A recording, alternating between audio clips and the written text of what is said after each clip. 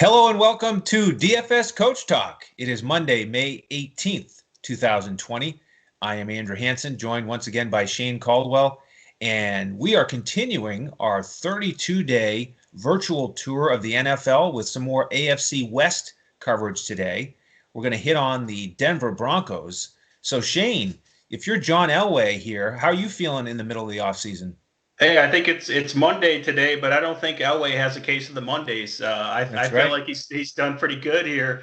I love the AFC West this year in the offseason because it's kind of like an arms race. Everyone's trying to keep up with Kansas City. So, I did the Oakland Raiders yesterday. You've seen how they're adding all this talent, trying to keep up with the scoring pace. So being that this division's adding more weapons and more dynamic playmakers and improving their offense. This is good in the DFS fantasy world. So very excited about this division. I think John Elway's done an excellent job from improving his coaching staff to improving the talent level and building around and believing in his quarterback that he's got in Drew Lock, improving the defense slightly.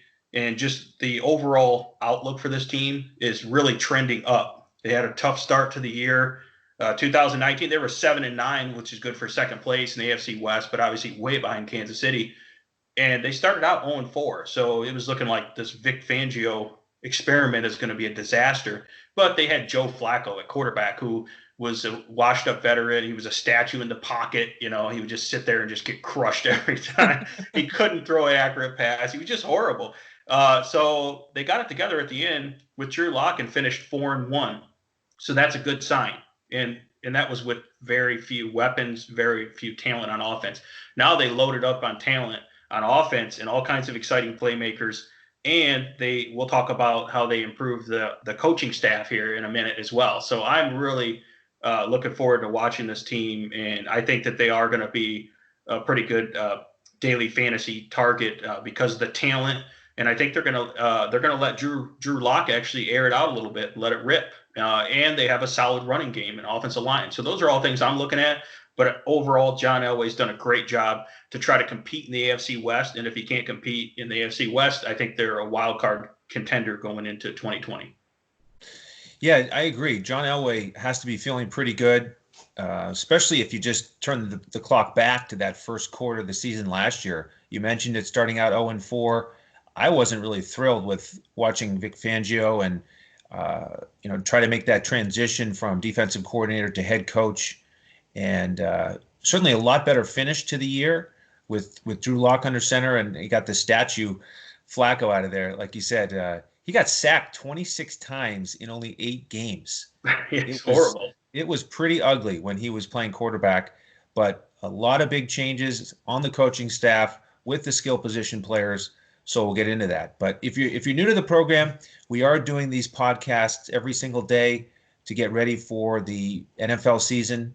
And you can find out more about our group at DFSCoachTalk.com.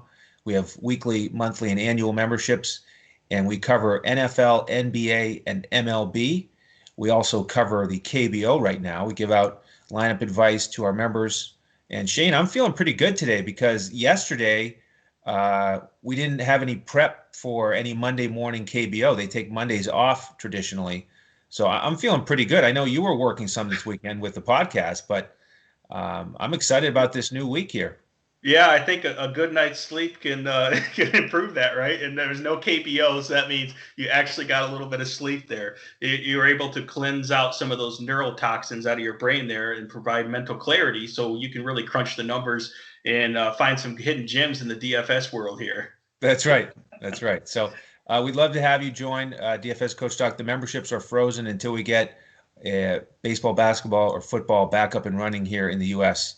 So we also had golf yesterday, a little match. DJ, Rory. I actually, sorry to interrupt you there. I actually played NASCAR yesterday. That tells you how thirsty I am right now to play something that resembles sports. I actually watched NASCAR. It was actually pretty cool. It was at Darlington, and there was no fans in the stands, and the cars are just ripping around there, and it was just weird watching it. So when Kevin Harvick won, they get out of the car and he's looking around like, waiting for the fans to cheer, and it's dead silent. So it was like super awkward. And they got this microphone with like a 6-foot extension on it to try to interview it. And he's trying to get his helmet off. So like the whole idea of it was like super weird and awkward, but he still did the burnout to celebrate. And it was actually a pretty exciting race. And keep in mind, this is kind of a harsh statement. I kind of hate NASCAR, and I actually kind of enjoyed it because I wanted some kind of live sports, and I actually ended up breaking even on my lineups that I had in there, which is good considering I know nothing about NASCAR. So that was my Sunday, man. I had some sports. I guess you consider that sports. So seriously, our mouths are parched for some DFS here. And I watched the beginning and the end of golf. It was pretty good. Went to a bonus hole closest to the pin, so it was pretty dramatic. Not a DFS option, but just a little taste, and we're going to get some golf back in June, so that'll be a lot of fun. But we are in NFL coverage here, so let's get into the Broncos, and we've alluded to the big coaching change, which is that the Broncos have hired Pat Shurmur, and here's the challenge for Pat Shurmur. Last year, the Broncos were 28th in points scored. They were 28th in yards. They were 32nd in passing touchdowns. Okay, they only had 16 passing touchdowns through the air, and that's some pretty easy math, Shane. That's 1 per game, and it's not good. And they weren't much better rushing. They were 20th in yards, 21st in yards per carry, 22nd in touchdowns. So the OC Scangarello is gone, and Pat Shurmur is now in the building. How are you feeling about that? I'm really high on Pat Shurmur. He's a guy from Michigan State guy, and I think he's got a lot of experience. He coached under Andy Reid for years, and he knows a lot about the West Coast system. So he's going to implement his offense, which is has aspects of the West Coast system. It has some of the Andy Reid aspects where you take shots down the field. So he's the perfect offensive coordinator to take this offense to being a competitive offense and being able to score and make plays. And he's the perfect guy to develop Drew Lock, who's got a lot of talent, but he's kind of raw. He needs to improve his fundamentals as a quarterback and learn the concepts in the NFL better. So Pat Shurmur, I think, is known for developing good quarterbacks. I think he did pretty good with Daniel Jones in New York. Daniel Jones put up pretty good stats, and he didn't play the full season last year. So say what you want about what he did at the Giants. Their defense wasn't good, obviously, but I think their offense was okay, and I think that they're going to have – Pat Shurmur has a ton of weapons at his disposal now. Like I said, John Elway set him up nicely. So I like the addition of that. I think that's – and then you add the talent and the offensive coordinator. Their offensive coordinator was not good last year. And they also have Mike Shula, who's a very experienced quarterback coach as well. So we're going to talk about Drew Lock. I think that he's actually set up for a pretty good season with Pat Shurmur, Mike Shula, and all the weapons that he has. I agree. So before we get into Drew Lock and the offense, let's touch on the defense as well. And keep in mind, this is the combination of Fangio and Donatel. They came over from the Bears. They spent 4 years over there. Fangio was the defensive coordinator. Donatel was in charge of the secondary, and they finished with the best defense in the NFL, and they parlayed it into the head coaching gig and the defensive coordinator gig with the Broncos. And what's surprising to me is last year the Broncos were 7-9, but their defense was above average across the board. They were 10th in points allowed, 12th in yardage allowed, and then look at these scoring numbers. They gave up only 19 touchdown passes, which was 5th, and only 9 rushing touchdowns, which was 5th. So once again, my concern with this team is, if they match that performance, can Vic Fangio lead them overall to more wins? I mean, that is really what we're most concerned with here. But just in terms of, that group getting together here for year 2 and any changes on the defensive side, subtractions, additions, what's your outlook for the defensive group this year? I think considering they had a major injury last year on defense, which was Bradley Chubb, he only played 4 games, and I feel like he's one of the better rush defensive end / outside linebackers out there in terms of helping the run game and getting a lot of pressure on the quarterback. So when you combine, if they can have a full season with Bradley Chubb and they're rushing with Von Miller, And then we added Jarrell Casey from Tennessee, who's a great defensive lineman as well in the mix. And also, these are guys that they traded for. They also traded and got AJ Bouye. If he can return to his Pro Bowl form and the outside corner there, he's a big physical corner, fits the scheme really well. So I think he will return to Pro Bowl form. So you're looking at a top 10 defense in almost all categories. Because they were already ranked near the top 10 in almost all categories. They were 17th in sacks last year at 40 sacks, but that was without Bradley Chubb. So adding him automatically and Jarrell Casey, I think that you're looking at top 10 in all categories. So this is a really good defense. So this is actually a defense that you would target for your fantasy leagues and for your DFS. In the right matchup, you would target them, especially at home. I think they have a pretty good home field advantage there at the Mile High Stadium there. So yeah, great defense, and I think that that's going to help them make stops and get the ball back to this dynamic offense as well. And if there's teams where they're shutting him down, this is good for like Melvin Gordon in terms of him getting that volume just to run the clock out. So this team is multidimensional. I think that the additions they add, they can play tough defense and they can run the ball, or they can shoot out with you and pass the ball now as well, where they could not do that last year. It was basically funneling to Courtland Sutton, and it was a hope and a prayer to Courtland Sutton every time last year, and an occasional pass to Noah Fant. That's it. and then Philip Lindsay, would make a few plays here and there, but he was somewhat limited by the rest of the offense, right? So it's a completely different story, which we're going to get into. So obviously, I'm pretty high on this defense. I will say that they lost Chris Harris Jr., who was a Pro Bowl caliber secondary, cornerback. So they're a little bit light on the secondary there, the depth. So that's one place you can attack them is in the secondary. And they did lose their starting center, Connor McGovern. And we'll talk about a rookie that they drafted to replace him at center. So solid offensive line as well. And then the big team additions, they added Graham Glasgow, who used to play for the Lions. He's going to be a starting guard, probably a left guard. They added Jeff Driscoll for backup quarterback, who's an athletic quarterback. Nick Vannett, another tight end. This team is loaded with tight ends. They could probably go about 5 deep with tight ends. So another solid tight end. Obviously, Melvin Gordon and another Detroit Lions guy, Sam Martin, who's a great punter. So I don't think he'll have an issue booming the ball in that thin air up there, right? So those were the guys they added, and the two guys they traded for, AJ Bouye, Jarrell Casey, and one guy they lost was Joe Flacco. So I think that is addition by subtraction right there. So if you can get rid of Joe Flacco, that I think that John Elway's redeeming himself. The Joe Flacco experiment failed, and I think he's got a young, big quarterback now with a big arm, with a ton of talent, and I think the sky's the limit here, even though he is raw and inexperienced. So that pretty much sums up the team overall and the team additions and subtractions. We'll talk about the draft later, which they made a ton of moves there as well. But overall, I think it was a brilliant job of rebuilding, retooling this team by John Elway. Yeah, and you're right. In terms of the defense, they need a repeat performance, and if they can be above average again, it's really going to help, because they're in the AFC West, and there's that team that they're looking up at with a guy named Mahomes and a bunch of weapons. You talked yesterday with Micah Patria about the weapons that the Raiders added, and we know that the Chargers are great with the skill position players as well. So very tough division. That strong defense is going to come in handy. But let's start with the offense, and let's start breaking down the 2020 perspective.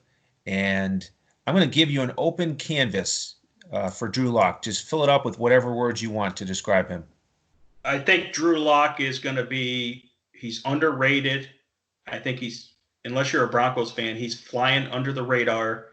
And I think when you factor in everything that's going on, like we talked about, the offensive coordinator, new offensive coordinator, developing him, Pat Shurmur, a great offensive line, a great running game to go with that, with 1-2 punch of Melvin Gordon, Philip Lindsay. And now they have weapons, which we're going to get to that in the wide receiver section, and a solid group of tight ends that can do everything. They can beat you deep. They can still block. They can do everything. So when you put all that around him, I think that Drew Lock, even if they aren't a playoff team, I think he's going to be good for fantasy production. So this is a player that's going to fly under the radar. We're talking about a guy that's 6'4", 225 pounds. He's had some pretty good seasons in college at Missouri. And the fact is, yeah, it was kind of ugly when he was in there at times, but he showed the upside and the talent. It's kind of like when Patrick Mahomes came in at the end of the year, I think his rookie year, and he kind of lit it up at the end of the year. Now, Drew Lock didn't light it up, but Patrick Mahomes came at the end and showed some of that flash of talent there at the end. And Drew Lock didn't show like Patrick Mahomes did, but he did show a couple big things. He had, at least one big game there. And that was, keep in mind, with no talent, where when Patrick Mahomes came in at the end of his rookie year, he had a ton of talent, right? He had Kelsey and Tyreek Hill and all those guys. So it was a little different situation. So it's hard to compare those guys. Obviously, Mahomes is at the top. But Drew Lock is the type of guy that can come in and set the league on fire and surprise some people. He only had one big game last year. It was against Houston, where he kind of lit it up. He had almost 28, fantasy points, which was good. The other games he didn't do that great, but he didn't really need to. They won most of the games. And when they got blown out by Kansas City at the end of the year, it was in Kansas City in a snowstorm blizzard, which was not set up well for him to be able to get that garbage time, come from behind passing stats. You really can't blame him for that game. It was a complete disaster, snowstorm, blizzard, and obviously the team had no weapons also. So looking for big things for Drew Lock. I think that he's a great target. He's not going to be that expensive. So he'll be, probably 5,500 to 6,000 range on DK. And then, if I can get him on FanDuel for 7,000 to 8,000 range, $7,500 range for a quarterback, I think it's good. And here's another thing. I think he's mobile, so he can move in the pocket a little better, especially compared to Flacco, but anyone could.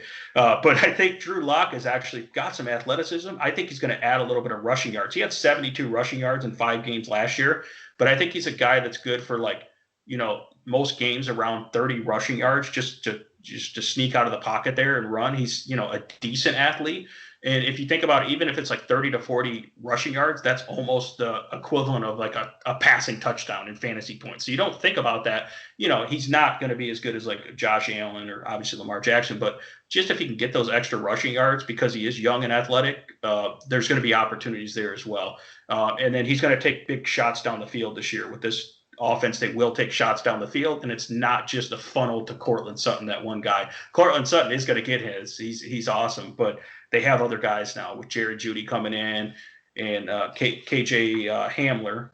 So I'm excited about Drew Lock, as you can see. What do you think? Are you as high on him as I am? I am actually. I like his mobility compared to Flacco. We mentioned that Flacco took 26 sacks in 8 games. And Drew Lock only took 5 sacks in those 5 games. And I like his arm strength. And I like the fact that he managed the team to victory.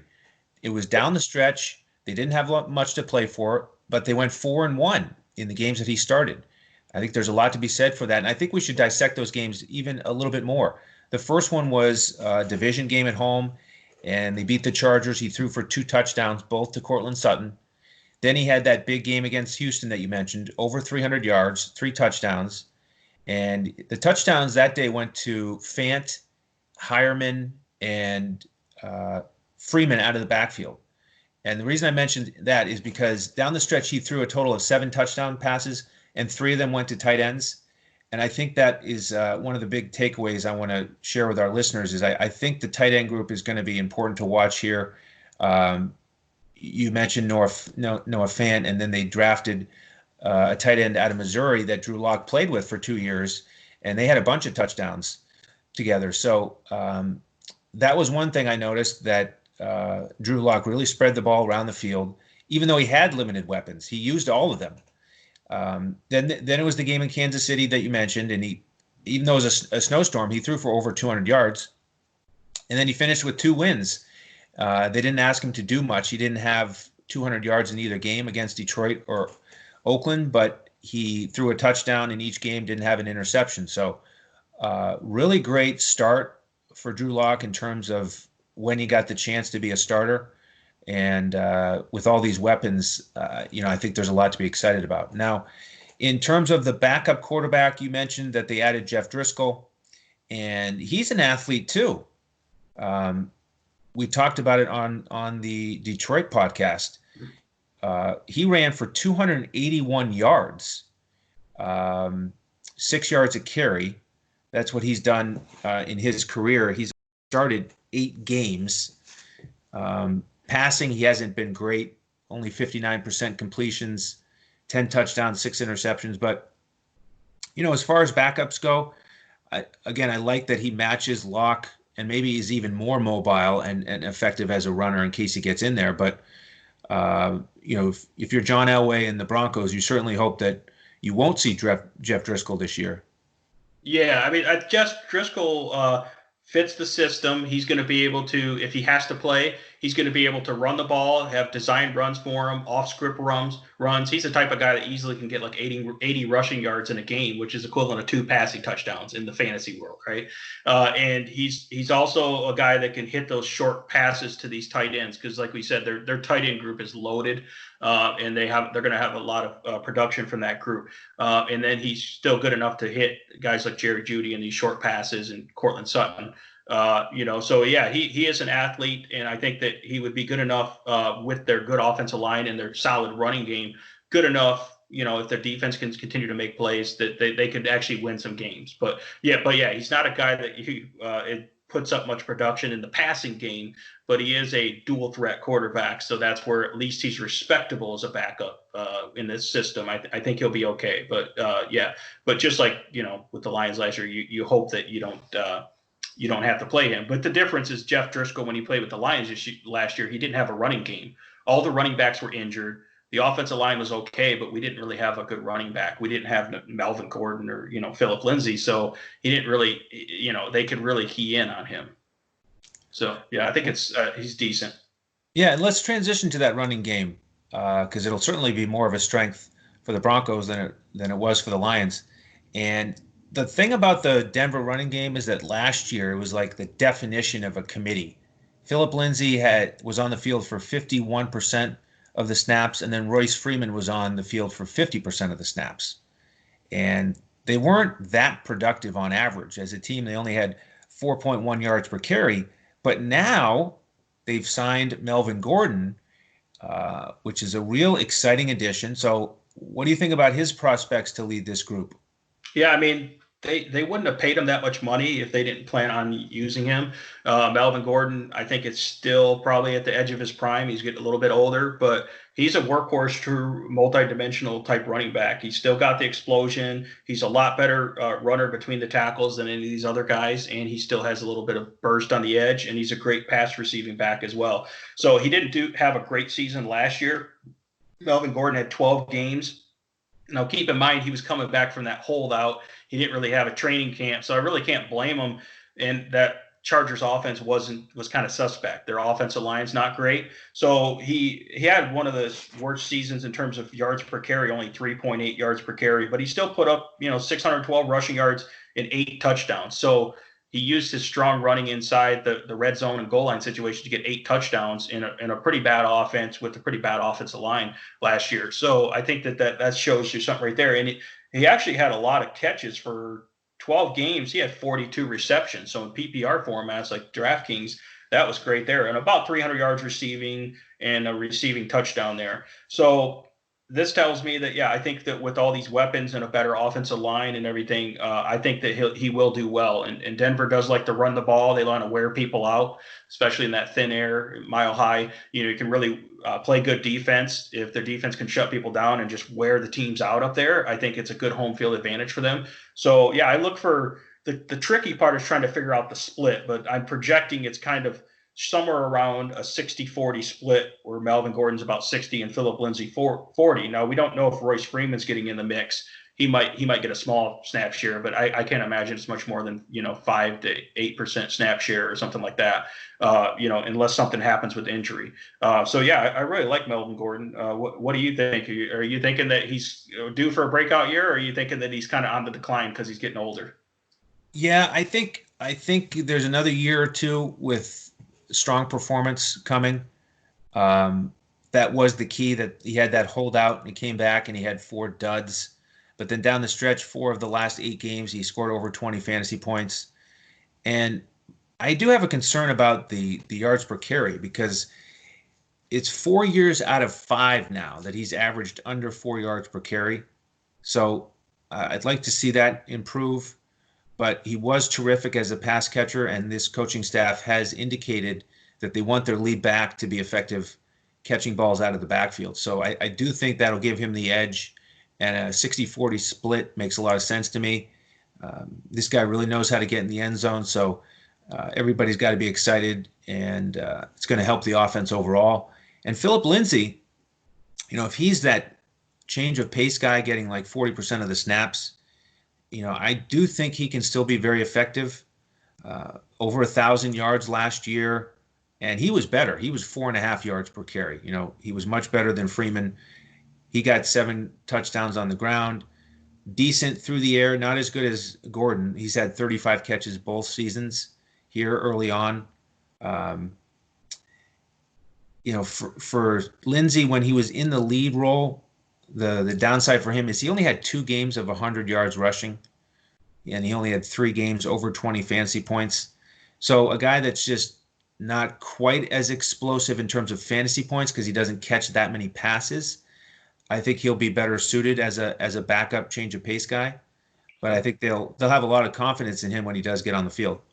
Yeah, I think he's a little bit undersized, so he's not a guy that you just want to be a workhorse. He's had a couple injuries here and there from that. He's kind of worked his way through those.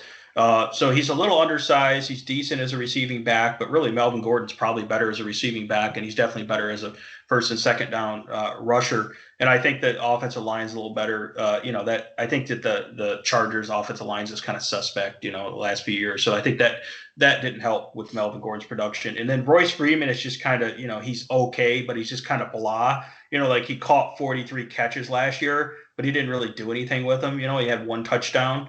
But yeah, 43 catches, 256 yards. So he's kind of like a check down guy. Flacco would check it down to him. That's about all he did, right? So I don't really like Royce Freeman in terms of being like a dynamic playmaker in the passing game or the running game. Like he's a solid backup type guy that you want to have around if you have a lot of injury situations. Like he's decent, but that's why I don't think he's going to get on the field that much. Really, he's more of an insurance policy.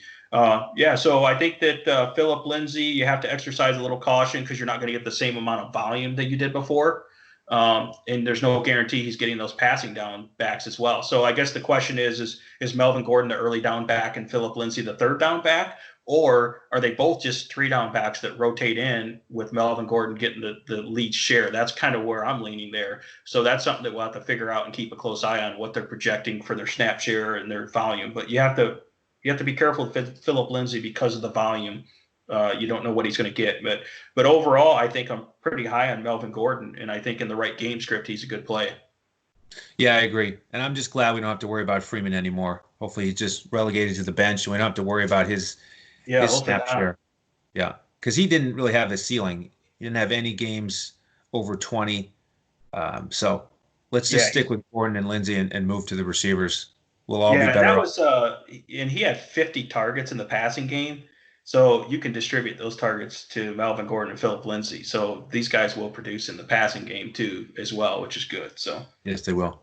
Yeah. Well, let's start to explore the rest of these pass catchers, and got to start out wide with Courtland Sutton, who really stepped up. 72 catches last year for over 1,100 yards. You mentioned he had 6 touchdowns. Do you think he'll get in the end zone more this year? Yeah, I mean he's a physical specimen. I mean he's a big physical type guy. You probably saw some of the catches he had last year, just complete freak catches. His ability to control his body and go up and high point the ball and catch difficult passes is really uncanny. This guy was a target funnel last year. He was a target monster with 126 targets, only caught 72 of those balls. But like I said, a lot of inaccurate passes, and where Flacco was throwing a hope and a prayer up at him there. And he was getting a ton of coverage once teams figured out that he was the only wide receiver that was decent because they traded away Emmanuel Sanders after like 7 games. So Courtland Sutton, I think that he is a guy that should be able to get like 8 to 10 touchdowns this year. He's going to be a red zone target. Of course, you're a little worried about red zone targets with the tight end group. I think the tight end tight end group is due for some positive regression there in the touchdowns as well. But yeah, overall, I think this guy is still going to be. I think he's going to be somewhere in the 80 catch, 80 to 90 catch range with probably over 1,200 receiving yards. He averaged 15.4 last year, so he's going to be a top tier wide receiver there. And with adding all these other weapons we're going to talk about, that should free up some more space for him, where you just can't double team this guy every single time, and you can't shadow the safety over him every single time because they will make you pay now. Where last year you could do that all day, you could just completely try to shut him down, and then he was just making circus catches basically. That's why he couldn't catch a lot of those balls. He was getting a lot of attention, but he had top fantasy games last year of 24, 22, 22, 23 points, 19. So he had quite a few right around 20 or above. No monster games, but that was with a really bad offense and him being the only target there.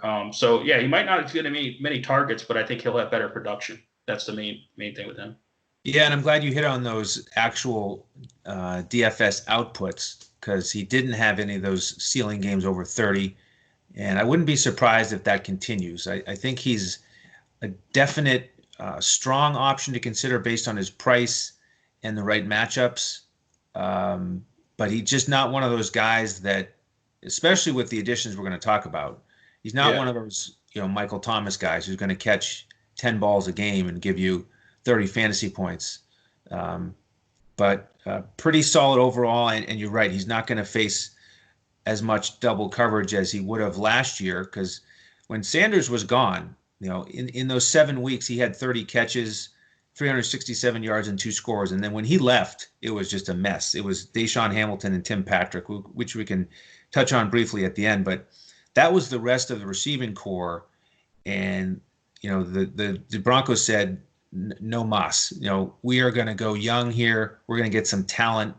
And they really went after it in the draft, spending first and second round draft picks on wide receivers. And, I'm going to let you break those guys down. But, with the excitement that the Broncos have now for Jeudy and Hamler, I mean, it could not have come at a better time in terms of a draft loaded with wide receivers. And John Elway and the Broncos certainly took advantage of that.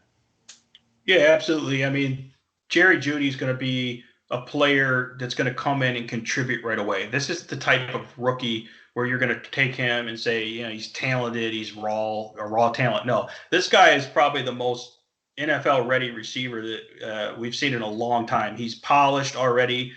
Everyone knows he is an excellent route runner. He's at the elite level for route running. He knows all these. His route tree is excellent. He knows these pro concepts. He played in that pro style offense in Alabama. Great competition in the SEC. And this guy does everything. He's still pretty fast. He's quick, and just the way he gets in and out of his routes, the way he competes is excellent. And I think at the 15th pick, he was a steal. He should really have been probably a top 10 pick. That's just how the draft went. And they kind of got lucky that he fell that far, really, because a lot of people thought he was the number one receiver. If you look at him, he's the perfect size, really, because he's like 6'1", 192. That means he can play inside or outside. He can do whatever you want to try to cause mismatches. He's not one-dimensional.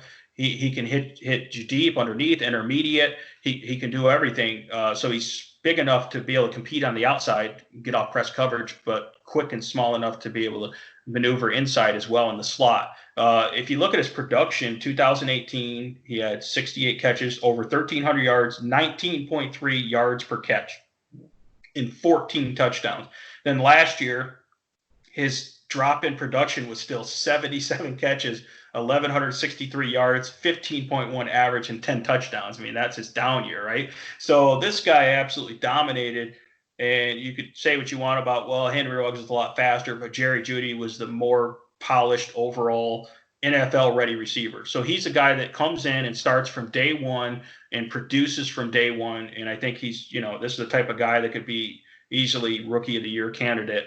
And I think that he's going to become a real good friend with Drew Lock really soon here, and I think he's going to cause a lot of issues right away. So he's definitely a great pick by them, and it's exactly what they needed to complement Cortland Sutton. So are you as high on him as I am? Yeah, I really am. I like his overall talent, skill set, and the size compared to Hamler, their second round pick. I agree. It's funny, he's listed at 6'1". He looks taller to me.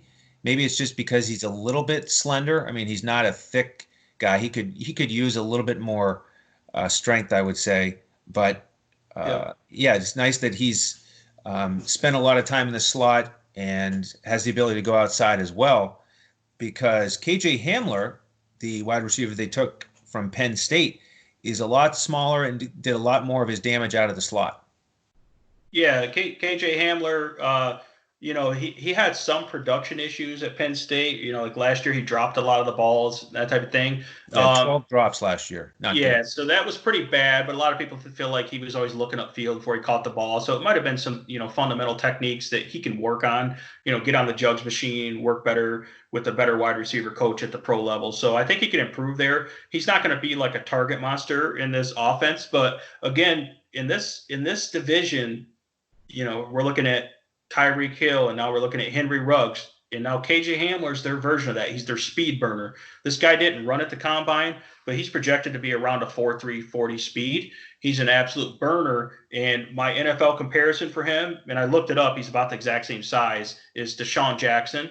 So he's the Deshaun Jackson type guy, not necessarily hyped coming out, but he's just a playmaker, a guy that can line up in the slot. He showed he can get off press coverage, even on the outside as well. So he's the type of guy that can just clear out, run the deep routes, and they can take shots with him.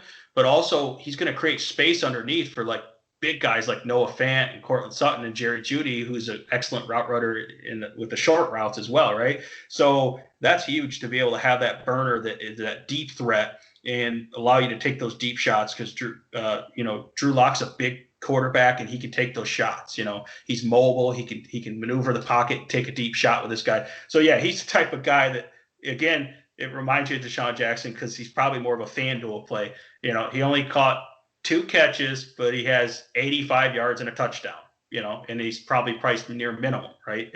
So, he's $5,000 on FanDuel and he goes off for, 20 points, but he only catches like a couple balls. That's the type of guy this is. So I think it's good for this offense to have that deep speed type guy.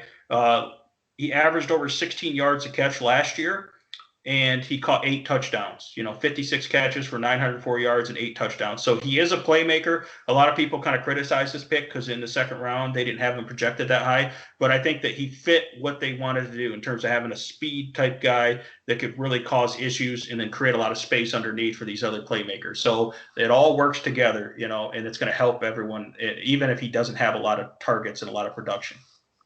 Yeah, it seems like one of his best strengths is that speed and that ability to get separation from the defenders.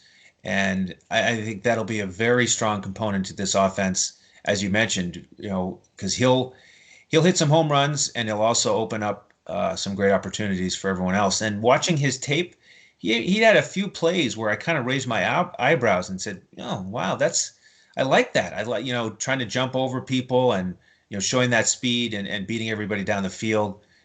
Even against strong defenses. So, very exciting additions to the wide receiver group. Now, in terms of the guys who are, 4th and 5th options, we'll circle back to Deshaun Hamilton and Tim Patrick. You used the word blah earlier and boring. I mean, that's how I describe these guys. Yeah. Guys that were thrust into prominent roles down the stretch last year, but they really, to me, belong more as backups. Yeah, Deshaun Hamilton, I mean, they liked him. He played 12 games. He had about 300 receiving yards and a touchdown. But, he was really forced into action because they didn't really have anyone else. He was just a guy. He knew the offense, but the offense is going to change now anyways. So, but yeah, he can compete for the starting slot position just because KJ Hamler is still kind of raw. We'll see how that goes. Or he could maybe split time with KJ Hamler in the slot, for example. But you're going to see a ton of the 2 tight end sets with this team because they're loaded at tight end. So they're going to use those guys as the big slot and line them all over the place and use them in the power running game for the tight ends, which means for the most part, you're going to see a lot of Cortland Sutton and Jerry Jeudy lining up. But when they do need to go 3 or 4 wide, they can throw KJ Hamler in there. and Deshaun Hamilton and rotate those guys out, and they're pretty decent then. But no, they're not guys that we're looking at for fantasy production at all. I would stay away from them. And Tim Patrick didn't really do much either. 31 targets for Tim Patrick, and he caught 16 balls for 218 yards. So not just guys that'll catch a ball every now and then, and it will rotate in and out. But I think that obviously we know who to target in this offense. You're looking at Jerry Jeudy and Cortland Sutton when we're talking about wide receivers, and the occasional KJ Hamler. He's your ultimate boomer bust GPP type guy there. Yeah, I agree. I would consider playing Hamler, but not Hamilton or Patrick. Hamilton only had 2 games over 10 fantasy points last year. They were the last 2 games, so he had a little bit of chemistry with Drew Lock, but I think that's more of a credit to Drew Lock, just taking advantage of who was on the field. Tim Patrick only played the second half of the season. After Sanders was gone, he got out there, and he only had 1 game with at least 10 fantasy points. So just guys that you're not going to consider in DFS. But we still have the tight end group, and that's a real area for some value, in my opinion. We've got Noah Fant now heading into his second year. Pretty solid rookie year, 40 catches, over 500 yards, and 3 scores.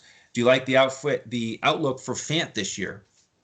Yeah, I mean, he really came on. He really impressed me. I thought that he was a freak athlete, solid. Obviously, he played with Hawkinson at Iowa, and those guys were both great. But Hawkinson obviously played a lot better than him. But so kind of you thought he was just this guy that was fast that wasn't going to play that good. But he really put up a good production with 40 catches, 561 yards, and over 14 yards per catch. So he's a big play threat as a tight end, and having that size and the 4.5 speed, he's a mismatch nightmare. And he actually did pretty good with catching the ball in terms of his hands. He had 3 touchdowns, so I think that he'll probably have even more touchdowns this year. He's like I said, this guy's he's a matchup problem. He had fantasy games 24, 23, and 11. So mostly those 2 big games is when he hit it pretty big. But he's the type of guy they can drop off like a little tight end screen pass to, and he can take it 60 yards to the house. I mean, most tight ends don't have that type of speed, but he certainly has breakaway speed, and he's hard to bring down. This tight end group, so I'm pretty high on Noah Fant. He's going to have a lot more room to operate now with all the weapons they have. And this tight end group is kind of loaded. They picked up Nick Vannett, who is a solid tight end as well. He can block and catch. They still have Jeff Hireman. And then they got, in the 4th round, tight end Albert Akawagbab. I don't know how you pronounce it. That's why everyone calls him Albert O. Yeah, we could just call him Albert O. Yeah, that works. Yeah, so everyone calls him Albert O. Played at Missouri with Drew Lock. And this is probably the 2 most athletic speed tight ends that you've ever seen on a team, because this guy is 6'5", 258, and he ran a 4.49 40. So you combine that with Noah Fant, who runs a similar time and a similar size. So in terms of the size-speed combination at tight end, this guy, this Albert O, is also going to come in and be a playmaker and cause a lot of issues for people as well. And we know he's going to get targets because he played with Drew Lock at Missouri. And before they drafted this guy in the 4th round, they asked Drew Lock what he thought. He said he loves him, that they absolutely should take him. So they actually asked Drew Lock for his endorsement. And in 2017, he had his best season with Drew Lock. He had 11 touchdowns.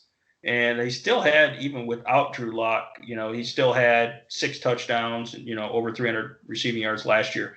This is a guy that obviously Drew Lock already has chemistry with, and you pair him with Noah Fant. This tight end group is so deep that they're going to have to probably cut someone who's a solid guy that the other teams are going to pick up. That's the way I look at it. What do you think about the tight ends? Yeah, I'm really excited about him, and you got to love that, right? Because you're scouting out this big, strong, fast tight end at the college level, and you want to find out about him, and you have the ability to just ask your starting quarterback, what do you think about this guy? And he's going to know him better than anyone, since he threw 17 touchdown passes to him. So yeah. I agree that backdrop, that chemistry is huge. And as exciting as it is, the problem is we have to worry about that potentially taking away from Fant.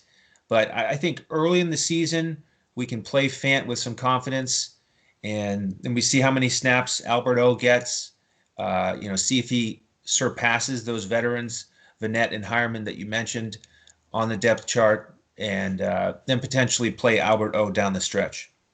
Yeah, and I think that with the addition of Nick Vannett, if Nick Vannett can stay in line more blocking, that frees up Noah Fant to be able to basically play big slot.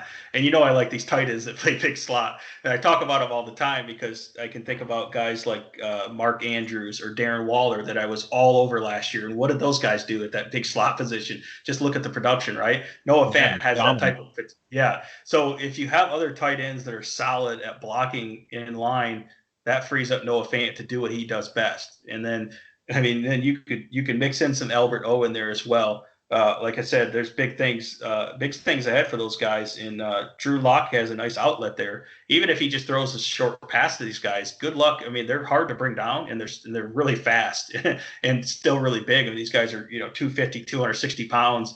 6'5" coming at you.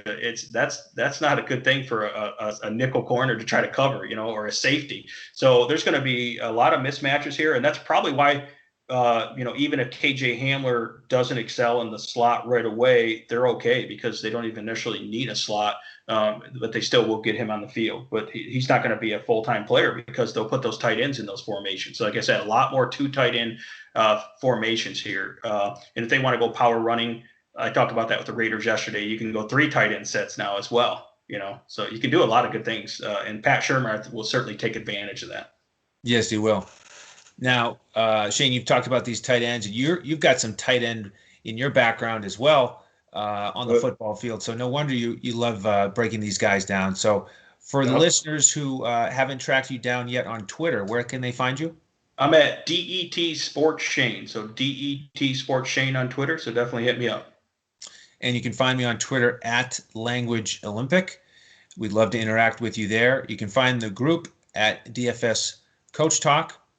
And the last order of business here, Shane, is the draft.